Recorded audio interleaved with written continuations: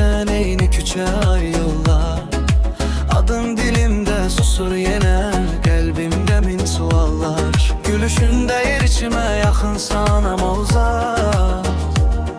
Ben seni seçmişem çoktan ama demeye cesaret az. Bir adım atsaydım sana doğru, belki her şey başka olardı. Ama bazen sevmeyi de yetir, uzaktan bakmak da sevgidir ahı.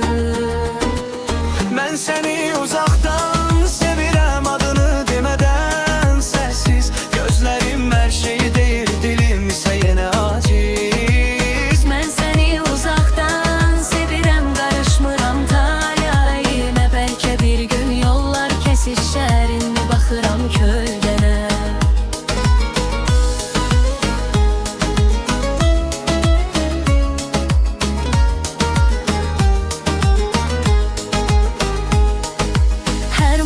Senin izlerin, her gecede eyni his.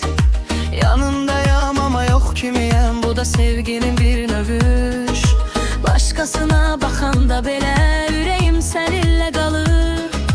Bilmirsən nə qədər çətindir, sevib susmaq adamı yorar.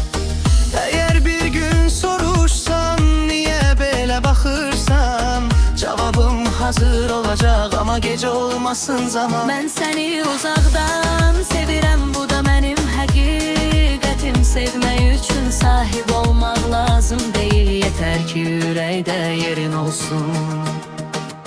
Ben seni uzaktan sevirem, adını demeden sessiz. Gözlerim her şeyidir, dilim ise yine aciz. Ben seni uzaktan sevirəm, karışmıram talihine. Belki bir gün yollar kesişer, indi bakıram kölgene.